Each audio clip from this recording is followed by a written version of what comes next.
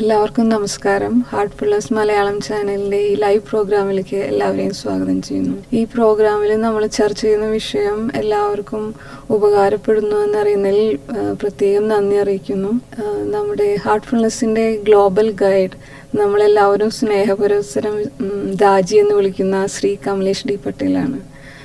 അദ്ദേഹത്തിന് കഴിഞ്ഞ വർഷം ഭാരത സർക്കാർ ആത്മീയതയ്ക്കുള്ള പത്മഭൂഷൺ നൽകി ആദരിക്കുകയുണ്ടായി. പിന്നെ ഹാർട്ട്ഫുൾനെസ്സിൻ്റെ കേന്ദ്ര ആസ്ഥാനം ഹൈദരാബാദിനടുത്തുള്ള കൻഹ ശാന്തിവനമാണ്. ഇതിനുവേണ്ടി നമ്മളോടൊപ്പം ഇന്നുള്ളത് കേരളത്തിൻ്റെയും ലക്ഷദ്വീപിൻ്റെയും റീജിയണൽ ഫെസിലിറ്റേറ്ററായ കെ യു മോഹനാണ്. അദ്ദേഹത്തെ നമുക്ക് ഈ പരിപാടിയിലേക്ക് സ്വാഗതം ചെയ്യാം. സ്വാഗതം മോനേട്ടാ. നമസ്തേ.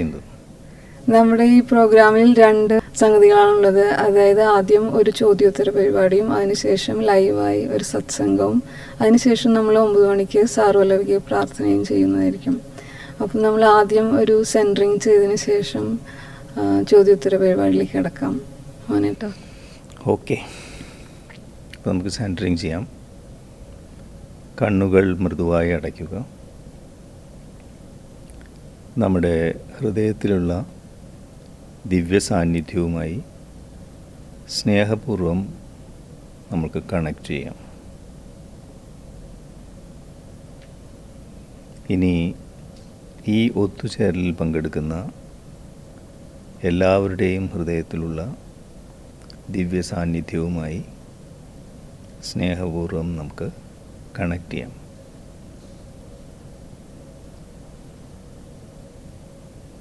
ഇങ്ങനെ പരസ്പരം കണക്റ്റ് ചെയ്തിരിക്കുന്ന ഹൃദയങ്ങളുടെ അവസ്ഥയിൽ ഹൃദയനിർഭരമായിട്ട് നമുക്കൊരു പ്രാർത്ഥന ചെയ്യാം. ഈ ഒത്തുചേരലിൽ പങ്കെടുക്കുന്ന എല്ലാവരുടെയും പുരോഗതിക്ക് നമ്മുടെ ഈ പ്രോഗ്രാം ഉപയോഗപ്രദമാവട്ടെ എന്ന് പ്രാർത്ഥനാ നിർഭരമായി നമുക്ക് 2 മിനിറ്റ് ഇരിക്കാം.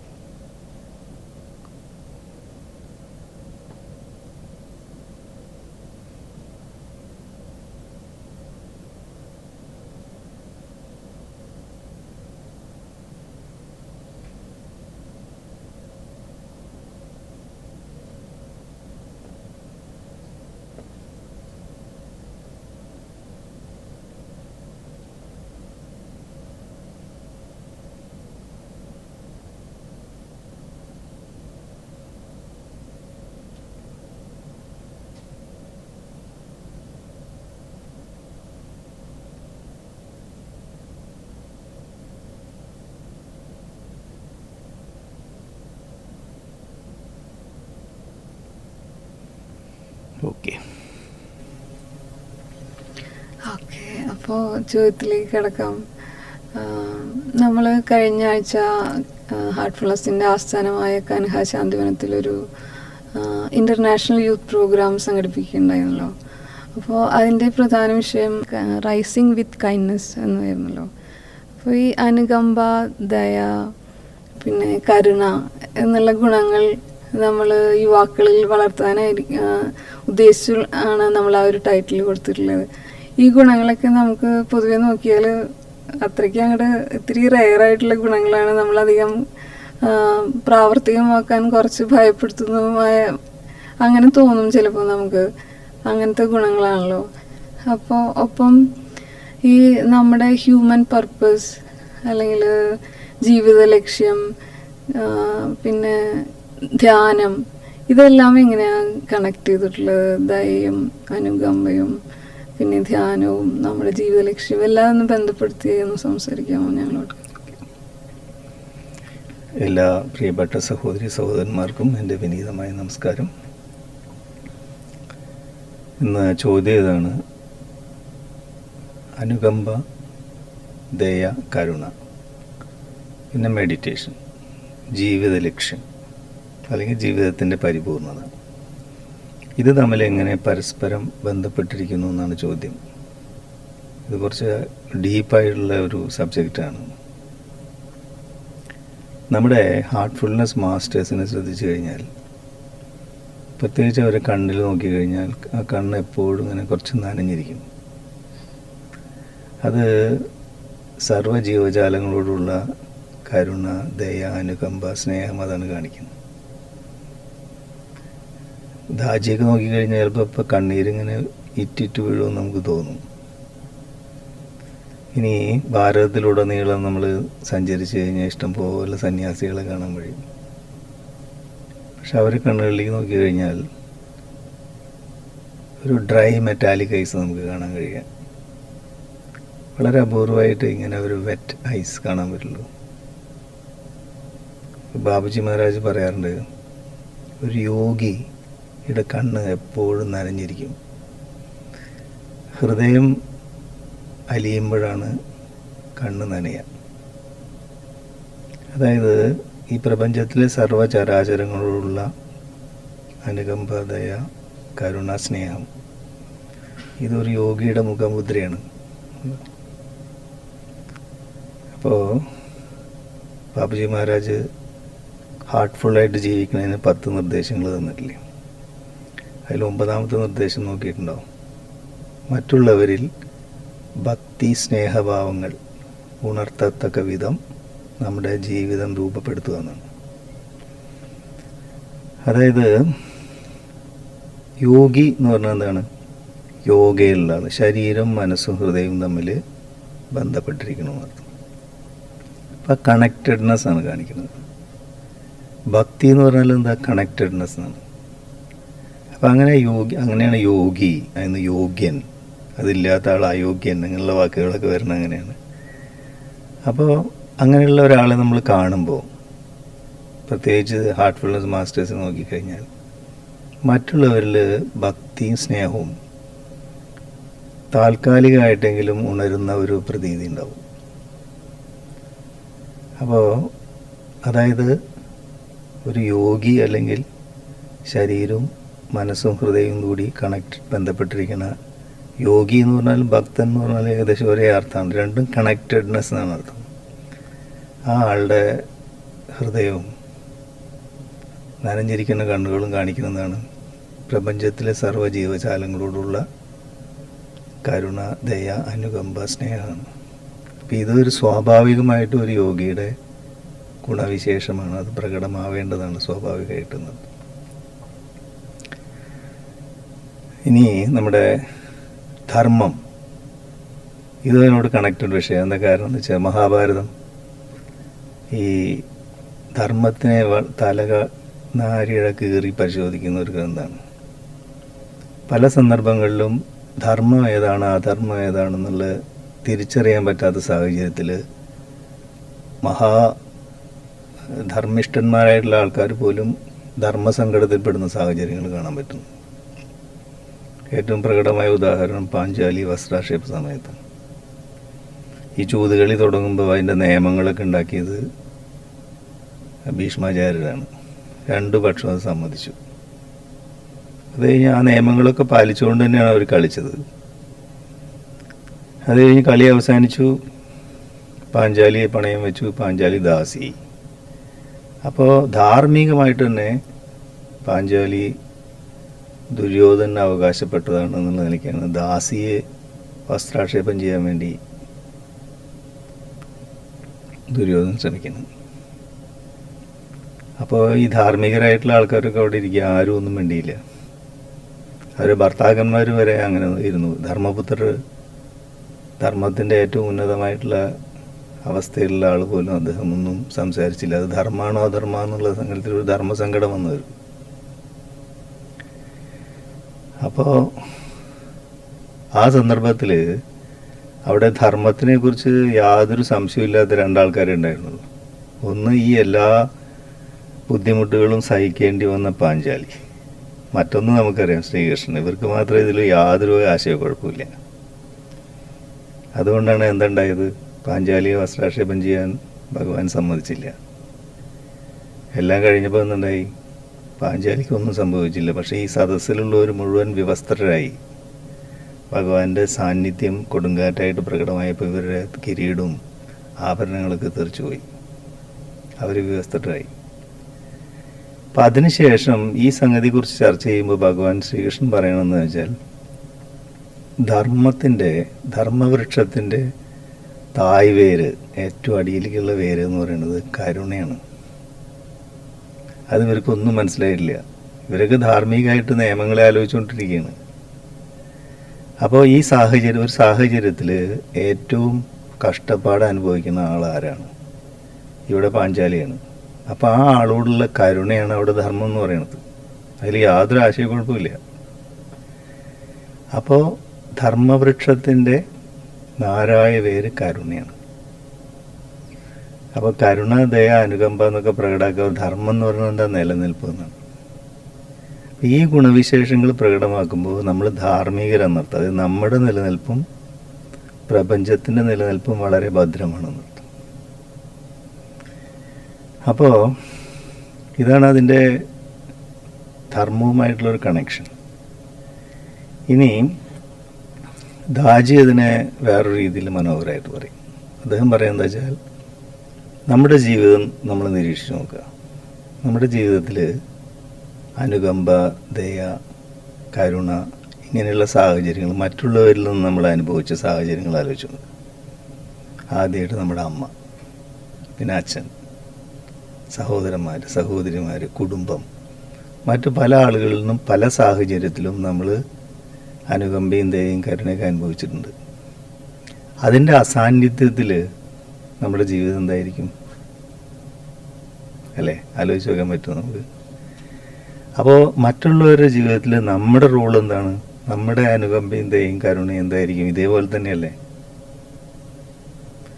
അതായത് നമ്മൾ പരസ്പരം അനുകമ്പ, ദയ, കരുണ, സ്നേഹമൊക്കെ പ്രകടിപ്പിക്കുന്ന സമയത്ത് നമ്മുടെ ജീവിതം ഗ്ലോറിഫൈഡ് ആവുക, ഉന്നതമായ ഒരു അവസ്ഥയിലേക്ക് ഉയരാണ്. ജീവിതത്തിൻ്റെ പുരോഗതിയാണ് അത് കാണിക്കുന്നത് എന്നർത്ഥം. ഇനി നമ്മൾ സാധാരണ അനുകമ്പ, ദയ, കരുണ എന്നൊക്കെ പറഞ്ഞാൽ എന്താ അർത്ഥമാക്കുന്നത്? മറ്റുള്ളവരുടെ ഹൃദയത്തിനെ മുറിവേൽപ്പിക്കാതിരിക്കുക. അതല്ലേ നമ്മൾ ഉദ്ദേശിക്കുന്നത്. മറ്റുള്ളവരുടെ ഹൃദയത്തിനെ മുറിവേൽപ്പിക്കാത്ത രീതിയിൽ നമ്മൾ പെരുമാറേണ്ടതുണ്ട്. അതോടൊപ്പം തന്നെ നമ്മുടെ ഹൃദയത്തിനെ നമ്മൾ മുറിവേൽപ്പിക്കാൻ പാടില്ല. അതാണ് പ്രൈം ഡ്യൂട്ടി, സ്വധർമ്മം എന്ന് പറയുന്നത്. എൻ്റെ ഹൃദയത്തിനെ മുറിവേൽപ്പിക്കുന്ന രീതിയിൽ ഞാനൊന്നും ചെയ്യാൻ പാടില്ല. എന്താണ് എൻ്റെ ഹൃദയത്തിന് മുറിവേൽപ്പിക്കുന്നത്? എൻ്റെ ഉള്ളിൽ നിന്ന് ചില പ്രത്യേക തരത്തിലുള്ള പ്രവണതകൾ, ചില നെഗറ്റീവ് വാസനകൾ, നമ്മളെ ശ്വാസം മുട്ടിക്കുന്ന തരത്തിൽ നമ്മുടെ പുരോഗതിക്ക് തടസ്സമായിട്ട്, അതായത് എൻ്റെ ശാരീരികവും മാനസികവും വൈകാരികവും പിന്നെ ആത്മീയവും ആയിട്ടുള്ള പുരോഗതിക്ക് തടസ്സമായിട്ട് നിൽക്കുന്ന എല്ലാ ഗുണവിശേഷങ്ങളെയും ഞാൻ നീക്കം ചെയ്യേണ്ടതുണ്ട്. അപ്പോൾ അതാണ് എൻ്റെ ഹൃദയത്തിനെ മുറിവേൽപ്പിക്കരുത് എന്നുള്ളതുകൊണ്ട് അർത്ഥമാക്കുന്നത്. ഈ എല്ലാ ലെവലിലും നമ്മൾ ബോധപൂർവമായ പരിശ്രമം ആവശ്യമുണ്ട് എന്നർത്ഥം. അങ്ങനെ നോക്കുമ്പോൾ ഇതിനെ മനോഹരമായിട്ട് പറയുന്ന യോഗശാസ്ത്രങ്ങളിൽ, പ്രത്യേകിച്ചും പതഞ്ജലി മഹർഷിയുടെ അഷ്ടാംഗ യോഗ, അത് നോക്കിയിട്ടുണ്ടോ? നമ്മൾ യമനിയമങ്ങളിൽ തുടങ്ങി സമാധിയിൽ അവസാനിക്കുന്ന 8 സ്റ്റെപ്പുള്ള യോഗ പദ്ധതിയാണ്. സമാധി എന്ന് പറഞ്ഞാൽ ബോധത്തിൻ്റെ ഉന്നതമായ സമനില, അല്ലെങ്കിൽ വിവേകത്തിൻ്റെ ഉന്നതമായ അവസ്ഥ, അല്ലെങ്കിൽ ജീവിത ലക്ഷ്യം, ജീവിതത്തിൻ്റെ പരിപൂർണത. അത് ആഗ്രഹിക്കുന്ന ഒരാൾ തുടങ്ങുന്നത് എവിടെ നിന്നാണ്? യമനിയമങ്ങളിൽ നിന്നാണ്. യമനിയമം എന്ന് പറഞ്ഞാൽ എന്താ? ധാർമ്മിക മൂല്യങ്ങൾ. സത്യം വദ, ധർമ്മം ചര. അപ്പോൾ ജീവിതത്തിൻ്റെ പരിപൂർണത ആഗ്രഹിക്കുന്ന ഒരാളുടെ ഫസ്റ്റ് സ്റ്റെപ്പ് പതഞ്ജലി മഹർഷി പറയുന്നത് യമനിയമങ്ങളാണ്. ആലോചിച്ച് നോക്കൂ, അവിടെ നിന്നാണ് തുടങ്ങുന്നത്. ആദ്യത്തെ കാൽവയ്പ് അവിടെ നിന്ന്. അപ്പോൾ യമം എന്ന് പറഞ്ഞാൽ എന്താ ഉദ്ദേശിക്കുന്നത്? നമ്മൾ യമധർമ്മരാജാവ് എന്നുള്ള അർത്ഥത്തിൽ, അതായത് കാലൻ, നമ്മളുടെ അവസാന കാലത്ത് നമ്മളെ നശിപ്പിക്കാൻ വരുന്ന ആളല്ലേ യമധർമ്മരാജ. അപ്പോൾ യോഗയുടെ ആദ്യത്തെ സ്റ്റെപ്പിന് പതഞ്ജലി മഹർഷി എന്തുകൊണ്ടാണ് യമം എന്നുള്ള പേര് കൊടുത്തിട്ടുണ്ടാവുക? ആലോചിച്ചു. നശിപ്പിക്കുക എന്നുള്ള അർത്ഥം ഇതാണ്. അതായത് നമ്മുടെ ഉള്ളിൽ നിന്ന് നമ്മളുടെ ശാരീരികവും മാനസികവും വൈകാരികവും ആത്മീയവുമായിട്ടുള്ള പുരോഗതിക്ക് അല്ലെങ്കിൽ ജീവിത ലക്ഷ്യം നേടിയെടുക്കുന്നതിന് തടസ്സമായി നിൽക്കുന്ന സാധനങ്ങളെ യമധർമ്മരാജാവിനെ പോലെ നമ്മൾ നീക്കം ചെയ്യേണ്ടിയിരിക്കുന്നു. അതാണ് യമം എന്നുള്ളതുകൊണ്ട് ഉദ്ദേശിക്കുന്നത്. ഇപ്പോൾ യമനിയമങ്ങൾ എന്ന് പറഞ്ഞാൽ 5 നിയമങ്ങളെ കുറിച്ച് പറയുന്നുണ്ട്. നമ്മൾ അതിൻ്റെ ഡീറ്റെയിൽസിലേക്ക് ഇപ്പോൾ പോകുന്നില്ല, അത് മറ്റൊരു അവസരത്തിൽ പറയാം. അപ്പോൾ ഇതിനെ നീക്കം ചെയ്യേണ്ടത് അനിവാര്യം. അതുകൊണ്ടാണ് ആ പേര് കൊടുത്തിരിക്കുന്നത്, നീക്കം ചെയ്യുക എന്നുള്ള അർത്ഥത്തിൽ. ഇത് നീക്കം ചെയ്തില്ലേ എന്താ സംഭവിക്കുക?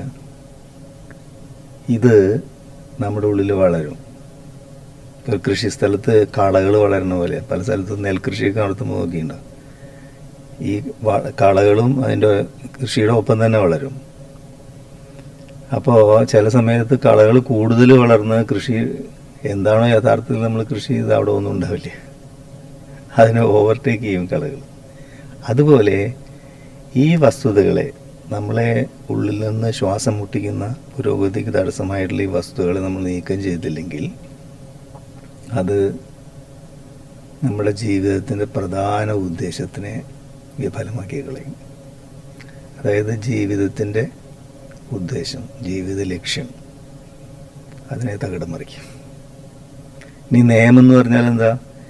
ഈ ജീവിത ലക്ഷ്യത്തിലേക്ക് പോകുന്നതിന് അനുകൂലമായിട്ടുള്ള ഘടകങ്ങളെ നമ്മൾ ജീവിതത്തിൽ കൊണ്ടുവരേണ്ടതുണ്ട്. അപ്പോൾ ഒന്ന് പോസിറ്റീവും മറ്റേ നെഗറ്റീവാണ്. യമം എന്ന് പറയുന്നത് നീക്കം ചെയ്യേണ്ടത്, നിയമം എന്ന് പറയുന്നത് നമ്മൾ കൊണ്ടുവരേണ്ടത്. എന്തിന്? ജീവിത പുരോഗതിക്ക് അനുകൂലമായിട്ടുള്ളത്.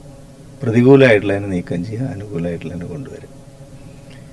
ഇതാണ് യമനിയമങ്ങൾ എന്നുള്ളതുകൊണ്ട് നമ്മൾ ഉദ്ദേശിക്കുന്നത്. അപ്പോൾ നമുക്ക് തോന്നും, എന്താണ് ജീവിത ലക്ഷ്യം? അടുത്ത ചോദ്യം അതാ വരിക സാധാരണ, എന്താണ് ജീവിത ലക്ഷ്യം? അപ്പോൾ അതിന് തടസ്സമായിട്ട് നിൽക്കുന്നത് എന്താണെന്ന് നമ്മൾ ആലോചിക്കുക. ഈ ജീവിത ലക്ഷ്യം എന്ന് പറയുന്നത് മനുഷ്യരാശി ഉണ്ടായപ്പോൾ തൊട്ട് മനുഷ്യൻ്റെ ചോദ്യമാണ്, എന്താണ് ജീവിത ലക്ഷ്യം? ഞാൻ എന്നോട് തന്നെ പലതവണ ചോദിച്ചിട്ടുണ്ട് ഈ ചോദ്യം. ഇത് വളരെ സങ്കീർണമായിട്ടുള്ളൊരു വിഷയമാണ് ജീവിത ലക്ഷ്യം. എന്താ കാരണം വെച്ചാൽ ജീവിതത്തിൻ്റെ ഓരോ സമയത്തും അത് വ്യത്യസ്തമാണ്.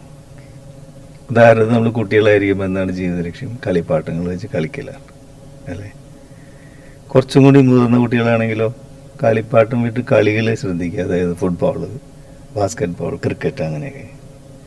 കുറച്ചും കൂടി മുതിർന്ന ടീനേജേഴ്സ്, യൂത്തൊക്കെ ആയി കഴിഞ്ഞാലോ പലതരത്തിലുള്ള സാധനങ്ങൾ മാറി മാറി ട്രൈ ചെയ്യണം, പലതരത്തിലുള്ള ഫണ്ണ് വേണം ജീവിതത്തിൽ. പിന്നെ കുറച്ചും കൂടി മുതിർന്നാൽ റൊമാൻസ്, പ്രണയം, അതാണ് ആ ജീവിത ലക്ഷ്യമായിട്ട് വരിക. ആ പ്രായത്തിൽ വരുമ്പോഴേക്കും, ടീനേജേഴ്സ് ആകുമ്പോഴേക്കും ലക്ഷ്യങ്ങൾ മാറി മാറി വരികയാണ്. ഇനി ഗൃഹസ്ഥാശ്രമിയായിട്ട് ജീവിതത്തിൽ പ്രവേശിക്കുമ്പോഴോ പണം സമ്പാദിക്കുക, അതുപോലെ കല്യാണം, വിവാഹം, പിന്നെ ജീവിതത്തിൻ്റെ സ്റ്റെബിലിറ്റി, ഇതൊക്കെയാണ് ജീവിത ലക്ഷ്യമായിട്ട് വരിക. ഇതെല്ലാം ഇങ്ങനെ നമ്മൾ നിരീക്ഷിച്ചു കഴിഞ്ഞാൽ പൊതുവായിട്ട് നോക്കിക്കഴിഞ്ഞാൽ നമ്മുടെ ജീവിത ലക്ഷ്യം സന്തോഷമാണെന്ന് കാണാൻ പറ്റും. എല്ലാ ജീവജാലങ്ങളും സന്തോഷത്തിനെ അന്വേഷിച്ചുകൊണ്ടിരിക്കുകയാണ്. ഭഗവാൻ ശ്രീകൃഷ്ണൻ ഭഗവത്ഗീതയിൽ ഇത് പറയുന്നുണ്ട്.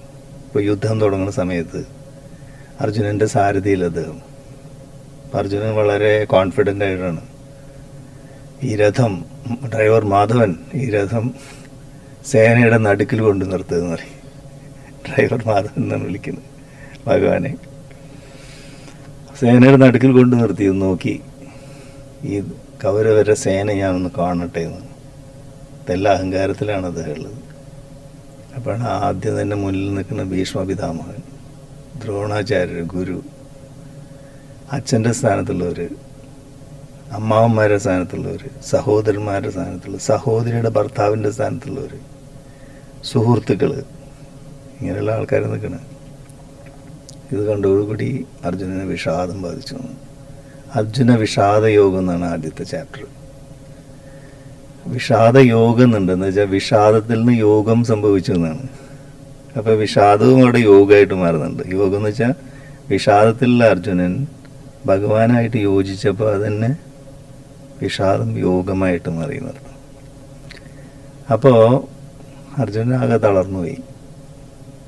അപ്പം ആ സമയത്ത് ഭഗവാൻ ശ്രീകൃഷ്ണൻ പറയുന്നുണ്ട്, അദ്ദേഹം പറയും, വളരെ യുക്തിയുക്തമാണ് അർജുനൻ കാര്യങ്ങൾ പറയുന്നത്. അതായത് ഈ യുദ്ധം ജയിച്ചിട്ട് എന്ത് കാര്യം? ഇത് യുദ്ധം കഴിഞ്ഞുണ്ടാവുമ്പോൾ അപകടങ്ങൾ എന്തൊക്കെയാണ്? വൃദ്ധന്മാരും ബാലന്മാരും സ്ത്രീകൾ മാത്രമേ ബാക്കിയുണ്ടാവുള്ളൂ. സമൂഹം അധപ്പതിച്ചു പോകും, സ്ത്രീകൾ അധാർമികരായി മാറും. ഇങ്ങനെ യുക്തിയുക്തം കാര്യങ്ങൾ ഇങ്ങനെ പറയാണ്. പക്ഷെ ആളാകെ വിഷാദത്തിലാണ്. ശ്രീകൃഷ്ണൻ പറഞ്ഞു, അർജുന ഇപ്പം ഇതിൻ്റെ അവസ്ഥ നോക്ക്, നീ പണ്ഡിതന്മാരെ പോലെയാണ് സംസാരിക്കുന്ന യുക്തിയോട്. പക്ഷേ ആരെക്കുറിച്ചാണോ നീ ദുഃഖിക്കപ്പെടേണ്ടാത്തത് അവരെക്കുറിച്ച് ഓർത്താണ് ദുഃഖിക്കുന്നത്. കാരണം മരിച്ചവരെക്കുറിച്ചോ മരിക്കാനുള്ളവരെ കുറിച്ചോ മഹാന്മാർ ദുഃഖിക്കുന്നില്ല. എന്നുവെച്ചാൽ പണ്ഡിതന്മാർക്ക് ദുഃഖമേ ഇല്ല അർജുന. പക്ഷെ നീ ദുഃഖിതനാണ്. ദുഃഖിതനാണെന്ന് പറഞ്ഞാൽ എന്താർത്ഥം? നിനക്ക് സന്തോഷമില്ല. അപ്പം ഈ സന്തോഷവും നമ്മുടെ ബോധവും തമ്മിൽ ബന്ധപ്പെട്ടാണ്. ബോധം എന്ന് പറഞ്ഞാൽ എന്താ? നമ്മുടെ ചേതന, മനസ്സ്, ബുദ്ധി, അഹങ്കാരം അടങ്ങുന്ന നമ്മുടെ ചിത്തം എന്ന് പറയുന്നത്. അപ്പം ബോധം വികസിക്കുന്ന സമയത്ത് നമുക്ക് സന്തോഷം ഉണ്ടാവുക, ബോധം ചുരുങ്ങുന്ന സമയത്ത് നമുക്ക് ദുഃഖം ഉണ്ടാവുക. ഉദാഹരണത്തിന് നമുക്ക് സന്തോഷമായിരിക്കുന്ന സമയത്ത് നമ്മുടെ ബോധം വികസിക്കുക, നേരെ മറിച്ച് നമുക്ക് ദേഷ്യം വന്നിരിക്കുന്ന സമയത്താണെങ്കിലോ നമ്മുടെ ബോധം ചുരുങ്ങുക. അപ്പോൾ നമുക്ക് ദുഃഖം ഉണ്ടാവുക. അപ്പോൾ അർജുനൻ വിഷാദത്തിലാണ്. ഇപ്പോൾ അതായത് ദുഃഖിതനാണ് എന്ന് വെച്ചാൽ ബോധം ചുരുങ്ങുന്നു. അതിൻ്റെ അർത്ഥം എന്താ? ഇത് ശരിയായ രീതിയല്ല എന്നല്ലേ. അപ്പോൾ സന്തോഷം നഷ്ടപ്പെട്ടു. അപ്പോൾ കൃഷ്ണൻ പറയും, സന്തോഷം നഷ്ടപ്പെട്ടിരിക്കണം നിൻ്റെ. സന്തോഷം നഷ്ടപ്പെട്ടു വെച്ചാൽ ബോധം ചുരുങ്ങണമെന്ന് അർത്ഥം. അപ്പോൾ നിൻ്റെ മനസ്സിന് ശാന്തിയില്ലെങ്കിൽ എങ്ങനെ സന്തോഷം ഉണ്ടാവും? അസ്വസ്ഥമായ മനസ്സ്. അപ്പോഴാണ് ഈ സന്തോഷത്തിൽ നിന്ന് ശാന്തിയിലേക്ക് വരുന്നത്. ഇതെങ്ങനെ കണക്ട് ചെയ്യാന്ന് പറയുന്നത്? സന്തോഷത്തിന് തൊട്ട് മുമ്പുള്ള അവസ്ഥയാണ് ശാന്തി അല്ലെങ്കിൽ സ്വസ്ഥത എന്ന് പറയുന്നത്, മനസ്സമാധാനം. ശാന്തി ഉണ്ടാവണമെങ്കിൽ എന്ത് വേണം? അതിൻ്റെ തൊട്ട് മുമ്പത്തെ അവസ്ഥ എന്താണെന്ന് ആലോചിക്കണം. നമ്മുടെ ആന്തരിക ഘടകങ്ങൾ തമ്മിൽ ഹാർമണി ഉണ്ടാവും, പരസ്പരം സമഞ്ജസമായിട്ട് അത് യോജിക്കണം എന്നർത്ഥം. ഹാർമണി ഉണ്ടാവണമെങ്കിൽ എന്ത് വേണം? നമ്മുടെ മനസ്സിന് എല്ലാ ഡയറക്ഷനിലും ചിന്തിക്കാനുള്ള കഴിവ് വേണം, മനനം ചെയ്യാനുള്ള കഴിവ്. അതായത് കോൺടെംപ്ലേറ്റീവ് മൈൻഡ് എന്ന് പറയുന്നത്. അപ്പം മനനം ചെയ്യാനുള്ള കഴിവ് ഉണ്ടാവണമെങ്കിൽ എന്ത് വേണം? നമ്മുടെ മനസ്സിന് ഫോക്കസ് വേണം. മനസ്സിന് ഫോക്കസ് ഉണ്ടാവണമെങ്കിൽ എന്ത് വേണം? ഏകാഗ്രമായ മനസ്സുണ്ടാവണമെങ്കിൽ എന്ത് വേണം? മെഡിറ്റേഷൻ, ധ്യാനം. വേറൊരു വഴിയില്ല, ഇതിന് രണ്ടാമതൊരു വഴിയില്ല. അപ്പോൾ ധ്യാനത്തിൽ നിന്ന് തുടങ്ങി ധ്യാനം, ഏകാഗ്രമായ മനസ്സ്, focused contemplative thinking, peace of mind, happiness. ഇങ്ങനെയാണ് ആ ഫോർമുല വരുന്നത്. അപ്പോൾ ധ്യാനത്തിൽ നമ്മൾ ആദ്യം നമ്മുടെ മനസ്സ് ക്രമീകരിക്കപ്പെടുന്നു. മനസ്സ് ക്രമീകരിക്കപ്പെട്ട് കഴിഞ്ഞിട്ട് അടുത്ത സ്റ്റേജ് എന്താണ്? മനസ്സിനെ അതികടന്ന് വീണ്ടും നമ്മുടെ ചിന്തകൾ ആഴത്തിൽ പോകുന്നു, ബോധം.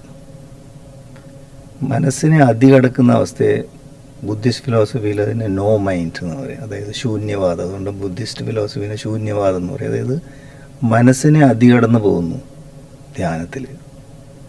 അതുകൊണ്ടാണ് അതിന് നോ മൈൻഡ് എന്ന് പറയുന്നത്. ഹാർട്ട്ഫുൾനെസ്സിൽ അതിനെ എന്താ പറയുക? മനസ്സിനെ അതികടക്കുമ്പോൾ, ബിയോണ്ട് മൈൻഡ് നമ്മൾ പോകുമ്പോൾ പരിശുദ്ധമായ ഹൃദയത്തിൻ്റെ അവസ്ഥയിലേക്ക് നമ്മൾ പോകുന്നു. അവിടെയാണ് ചിന്തകളുടെ ഉറവിടം, സന്തോഷത്തിൻ്റെ ഉറവിടം, പിന്നെ അനുകമ്പ, ദയ, കരുണ, ഇതിൻ്റെ എല്ലാം ഉറവിടം, നമ്മുടെ ജീവിതത്തിൻ്റെ കേന്ദ്രബിന്ദു, സ്നേഹത്തിൻ്റെ ഉറവിടം. അവിടേക്ക്, ആ മേഖലയിലേക്ക് നമ്മൾ പ്രവേശിക്കുന്നു ആ സമയത്ത്. എന്തുകൊണ്ടത് എല്ലാത്തിൻ്റെ ഉറവിടമാണ്? അതാണ് ഈശ്വരൻ ഇരിക്കുന്ന ഒരു ക്ഷേത്രമാണത് ഹൃദയം. നമ്മൾ ഹൃദയം ഒരു ക്ഷേത്രം എന്ന് കേട്ടില്ലേ? തമിഴ് പറയും നെഞ്ചില്ലൊരു ആലയം. ഹൃദയം ഒരു ക്ഷേത്രമാണ്. ഭഗവാൻ ശ്രീകൃഷ്ണൻ അത് പറയുന്നത്. ഇപ്പോൾ ഈ അർജുനൻ പല പല കാര്യങ്ങൾ പറഞ്ഞിട്ടും ഇദ്ദേഹം യുദ്ധം ചെയ്യാൻ തയ്യാറാവുന്നില്ല. അനുകമ്പ, ദയോ, സ്നേഹത്തോടു കൂടിയാണ് ഭഗവാൻ ഇതൊക്കെ പറയുന്നത്. പക്ഷെ തയ്യാറാവുന്നില്ല. അവസാനം ഭഗവാൻ ഓർഡർ ചെയ്യാണ്, വിശ്വരൂപം കാണിച്ചു കൊടുത്തിട്ട്. പ്രപഞ്ചം മുഴുവൻ നിറഞ്ഞു നിൽക്കുന്ന അദ്ദേഹത്തിൻ്റെ രൂപം കാണിച്ചു. എന്നിട്ട് പറഞ്ഞു, ഞാൻ പ്രപഞ്ചം മുഴുവൻ നിറഞ്ഞു നിൽക്കുന്ന പരമാത്മാവാണ് അർജുന, അതുകൊണ്ട് നീ ഞാൻ പറയണത് അനുസരിക്കുക, ഓർഡർ ചെയ്യാണ്. പക്ഷെ അതെല്ലാം അനുകമ്പയോട് കൂടിയാണ് ചെയ്യണത്, സ്റ്റേജ് ബൈ സ്റ്റേജ് ആയിട്ടാണ് ചെയ്യണത്. ഈ വിശ്വരൂപം കണ്ടപ്പോൾ എന്താണ്ടായി? അർജുനൻ ഭയം എന്ന് പറിച്ചു പോയി. അതായത് റിയാലിറ്റി അതുപോലെ കാണണമെങ്കിൽ നമുക്ക് തയ്യാറെടുപ്പ് വേണമെന്ന് അർത്ഥം. ഒരു പരിശീലനം ആവശ്യമുണ്ടെന്നാണ് അവിടെ തന്നെ കാണിക്കുന്നത്. അപ്പം അദ്ദേഹം പറഞ്ഞു, പ്രപഞ്ചം മുഴുവൻ നിറഞ്ഞു നിൽക്കുന്ന പരമാത്മാവാണ് അങ്ങെന്ന് എനിക്ക് മനസ്സിലായി, അതുകൊണ്ട് ഇനി ഞാൻ അങ്ങ് പറയണത് മുഴുവൻ അനുസരിക്കും. അങ്ങനെയാണ് സർവധർമാൽ പരിത്യജ്യ മാമേകം ശരണം വ്രജ എന്ന് പറയുന്നത്. അങ്ങ് ഈ രൂപം എനിക്ക് സഹിക്കാൻ പറ്റില്ല, അങ്ങ് കരുണാമയമായിട്ടുള്ള പഴയ രൂപത്തിലേക്ക് മാറിയായിരുന്നു. അപ്പോൾ അങ്ങനെ വിശ്വരൂപ ദർശനം കഴിഞ്ഞു. അത് കഴിഞ്ഞ് വളരെ പ്രസക്തമായിട്ടുള്ളൊരു ചോദ്യം അർജുനൻ ചോദിക്കുന്നുണ്ട്. സുഹൃത്തായിട്ടും ബന്ധുവായിട്ടും കണ്ട അങ്ങ് യഥാർത്ഥത്തിൽ പരമാത്മാവാണെന്ന് എനിക്ക് ബോധ്യപ്പെട്ടു. ഭാവി തലമുറ അങ്ങേ എങ്ങനെ അറിയും എന്നാണ് ചോദ്യം. വളരെ പ്രസക്തമായിട്ടുള്ള ചോദ്യം. അതിന് ഭഗവാൻ പറയണ മറുപടിയാണ്, ഈശ്വര സർവഭൂതാനാം ഹൃദ്ദേശേ അർജുന തിഷ്ഠതി ഹൃദയമേ പശ്യസി. ഏത് ജീവജാലങ്ങളും അതിൻ്റെ ഹൃദയത്തിലേക്ക് തിരിഞ്ഞാൽ അവിടെ ഞാനുണ്ട്. അപ്പോൾ ഹൃദയത്തിലേക്ക് തിരിയാണ് വേണ്ടത് നമ്മളെന്ന് പറയുന്നത്. അപ്പോൾ ഹൃദയത്തിലേക്ക് നമ്മൾ ആഴത്തിൽ മെഡിറ്റേഷനിൽ തിരിഞ്ഞ് മനസ്സിനെ അതികടന്ന് ആഴത്തിൽ പോകുമ്പോഴാണ് ഇതെല്ലാം നമ്മൾ അനുഭവിക്കുന്നത്. ഇത് അതുകൊണ്ട് തന്നെ അന്തര്യാമി എന്ന് പറയുന്നത് ഉള്ളിലുള്ളത് എന്നാണ്, പുറത്തല്ല, ബാഹ്യമായിട്ടല്ല ഉള്ളത്. പുറത്തുള്ള കാര്യങ്ങളൊക്കെ എന്താണ്, പ്രതീകാത്മകമാണ്. ഉദാഹരണത്തിന് നമ്മൾ ഭക്തിയുടെ പ്രകടനമായിട്ട് നമ്മൾ വിളക്ക് കത്തിക്കും, നിലവിളക്ക് കത്തിച്ച് വയ്ക്കും, അതുപോലെ ചന്ദനത്തിരി കത്തിക്കും, അതെല്ലാം പ്രതീകാത്മകമാണ്. എന്താണ് ഇപ്പോൾ വിളക്ക് നിലവിളക്ക് കത്തിച്ച് വയ്ക്കുന്നത് പറഞ്ഞാൽ എന്താണ്, പ്രകാശം അല്ലേ. അതായത് അജ്ഞതയുടെ അന്ധകാരം നീക്കിയിട്ട് ജ്ഞാനത്തിൻ്റെ പ്രകാശം തെളിക്കുക, പ്രതീകാത്മകമായിട്ടുള്ള സ്റ്റേറ്റ്മെൻ്റാണത്. ഇപ്പോൾ ഗുരു എന്നുള്ള വാക്കിന് നമ്മൾ ഗു എന്ന് വെച്ചാൽ അന്ധകാരം എന്നാണ്, രു എന്ന് വെച്ചാൽ അത് നീക്കുന്ന ആളെന്നാണ്. ഇപ്പോൾ ഗുരു നമ്മുടെ ജീവിതത്തിൽ പ്രവേശിക്കുന്നതോടുകൂടി ഈ പ്രതീകാത്മകമായ കാര്യങ്ങളൊക്കെ അവസാനിച്ചു. ശരിക്കും ഈ ചന്ദനത്തിരി കത്തിക്കുക എന്തിനാ, സുഗന്ധപൂരിതമാണ്. അതായത് നമ്മുടെ ജീവിതം അനുകമ്പ, ദയ, കരുണ എന്നുള്ള ഗുണവിശേഷങ്ങൾ കൊണ്ട് മറ്റുള്ളവരുടെ ജീവിതത്തിന് സുഗന്ധം നിറയ്ക്കുന്നതായിരിക്കണം. അത് പ്രതീകാത്മകമാണ്. അപ്പോൾ ഹിന്ദു ധർമ്മത്തിനെ നമ്മൾ നോക്കിക്കഴിഞ്ഞാൽ നമുക്ക് അഭിമാനം കൊള്ളാവുന്ന തരത്തിലുള്ള ഒരു സനാതന ധർമ്മമാണ്. കാരണം വളരെ സങ്കീർണമായിട്ടുള്ള ആത്മീയ തത്വങ്ങൾ സിമ്പിളായിട്ട് പ്രതീകാത്മകമായിട്ട് പറഞ്ഞിരിക്കും. ഇതുപോലെ നിലവിളക്ക് കത്തിക്കുക, ചന്ദനത്തിരി കത്തിക്കുക എന്നൊക്കെ പറഞ്ഞ രീതിയിൽ. പക്ഷെ അത് പ്രതീകാത്മകമാണ്. ജീവിതകാലം മുഴുവൻ ഞാൻ നിലവിളക്ക് കത്തിക്കുക, ചന്ദനത്തിരി കത്തിക്കുകയാണെങ്കിലോ, അപ്പോൾ ആ പ്രതീകത്തിൽ ഞാൻ നിന്നുപോയി, സ്റ്റക്കായി പോയി. ജീവിത ലക്ഷ്യം എനിക്ക് നഷ്ടപ്പെട്ടു പോകും, നമ്മുടെ ഡയറക്ഷൻ മാറിപ്പോകുന്നു അല്ലേ. അപ്പോൾ ഉള്ളിലാണ് അന്തര്യാമീൻ. അപ്പോൾ ഇതിൻ്റെ സ്റ്റാർട്ടിങ് പോയിന്റ് എന്ന് പറയുന്നത് ധ്യാനത്തിലാണ്. ധ്യാനത്തിലൂടെ ആദ്യം നമ്മൾ മനസ്സിനെ ക്രമീകരിക്കുന്നു, അതിനുശേഷം മനസ്സിനെ അതികടന്ന് ബിയോണ്ട് മൈൻഡ് പ്യുവർ ഹാർട്ടിലേക്ക് പ്രവേശിക്കുന്നു. പ്യുവർ ഹാർട്ടിൽ നമ്മൾ ആഴത്തിൽ പോകുമ്പോഴാണ് അവിടെ ഈ മുത്തുകളൊക്കെ ഉള്ളത്. എന്തൊക്കെയാണ്? അനുകമ്പ, ദയ, കരുണ, സ്നേഹം എന്നിങ്ങനെയുള്ള മുത്തുകളൊക്കെ പെറുക്കിയെടുത്തുണ്ടാവുക നമ്മൾ ധനികനാവും. അങ്ങനെ ധനികനായിട്ടാണ് നമ്മൾ ബാഹ്യ ജീവിതം നയിക്കേണ്ടത്. അപ്പോൾ അങ്ങനെ വരുമ്പോൾ എന്തുണ്ടാവുക, നമ്മുടെ ആത്മീയ ജീവിതവും ഭൗതിക ജീവിതവും തമ്മിൽ ഒരു ബാലൻസ്, ഒരു യോഗിയായി മാറും. അപ്പോഴാണ് ജീവിത ലക്ഷ്യത്തിലേക്കുള്ള ഒരു യാത്രയുടെ മാറുന്നത്. ഹാർട്ട്ഫുൾനെസ് അതിനെ ഏറ്റവും യോജിച്ച ലളിതമായിട്ടുള്ളൊരു മാർഗ്ഗം. എന്താ കാരണം, ഈ സംപ്രേഷണത്തിൻ്റെ സഹായത്തോടു കൂടി നമ്മൾ ധ്യാനിക്കുമ്പോൾ വളരെ എളുപ്പത്തിൽ ഹൃദയത്തിൽ ആഴ്ന്നിറങ്ങി ഈ പരിശുദ്ധമായ ഹൃദയത്തിൻ്റെ എല്ലാ ഗുണവിശേഷങ്ങളും നമുക്ക് ജീവിതത്തിൽ പ്രയോഗിക്കാൻ കഴിയും. Thank you. നമസ്കാരം. വളരെയധികം നന്ദി മോനേട്ടാ. ഈ ദയ, അനുകമ്പ, കരുണ തുടങ്ങിയ ഗുണങ്ങൾ ആത്മീയ ഗുണങ്ങൾ, അതായത് ദൈവിക ഗുണങ്ങളാണ്. അവ ധ്യാനത്തിലൂടെ നമുക്ക് സ്വയം ഹൃദയത്തിൽ അനുഭവിച്ചറിയാൻ സാധിക്കുകയും അത് പിന്നീട് പുറത്ത് വരികയും ചെയ്യും എന്നുള്ളൊരു ഒരു സന്ദേശം എനിക്ക് തോന്നുന്നു എല്ലാവർക്കും അതൊരു നല്ല രീതിയിൽ അങ്ങ് ഞങ്ങളോട് സംസാരിച്ചു, നമ്മളോട്. ഓക്കെ, ഇനി നമുക്ക് ധ്യാനത്തിലേക്ക് കിടക്കാം. അതിനുശേഷം 9 മണിക്ക് സാർവലൗകിക പ്രാർത്ഥന. അപ്പോൾ എല്ലാവർക്കും വേണ്ടി ആദ്യമായി ആരെങ്കിലും ധ്യാനിക്കുന്നുണ്ടെങ്കിൽ എങ്ങനെയാണ് ഹാർട്ട്ഫുൾനെസ് രീതിയിൽ ധ്യാനിക്കുന്നതെന്നും കൂടി പറയാം. എല്ലാവരും സ്വസ്ഥമായിരുന്ന് കണ്ണുകളടച്ച് തൻ്റെ ഹൃദയത്തിൽ ഒരു ദൈവിക പ്രകാശമുണ്ടെന്നും അത് എന്നെ ഉള്ളിലേക്ക് ആകർഷിക്കുന്നുവെന്നും സങ്കല്പിച്ചുകൊണ്ട് ഇരിക്കുക. മറ്റ് ചിന്തകൾ വരികയാണെങ്കിൽ സ്വയം ഓർമ്മിപ്പിക്കുക, ഞാൻ എൻ്റെ ഹൃദയത്തിലെ ദിവ്യപ്രകാശത്തിൽ ധ്യാനിക്കുകയാണ്. നമ്മുടെ ഹൃദയത്തിൽ സ്നേഹഭാവവും നിറയട്ടെ, സാക്ഷിഭാവവും ഉണ്ടാകട്ടെ. അതിനുശേഷം നമ്മൾ 9 മണിക്ക് സാർവലൗകിക പ്രാർത്ഥനയിൽ ഇരിക്കും. അതായത് എല്ലാവരിലും സ്നേഹവും ഭക്തിയും വിശ്വാസവും സാഹോദര്യവും നിറയുന്നുവെന്ന് സങ്കല്പിച്ചുകൊണ്ട് ഒരു 15 മിനിറ്റ് നേരം 9 മണി തുടങ്ങി 9:15 വരെ. അപ്പോൾ നമുക്ക് 9 മണി വരെ ധ്യാനിക്കാം, അതായത് സത്സംഗം. അത് കഴിഞ്ഞിട്ട് ഹിന്ദു പറഞ്ഞ പോലെ 9 മുതൽ 9:15 വരെ നമുക്ക് സാർവലൗകിക പ്രാർത്ഥന. ഇന്നത്തെ കാലത്ത് വളരെ പ്രസക്തമാണത്. Thank you. നമസ്കാരം. നന്ദി, നമസ്കാരം.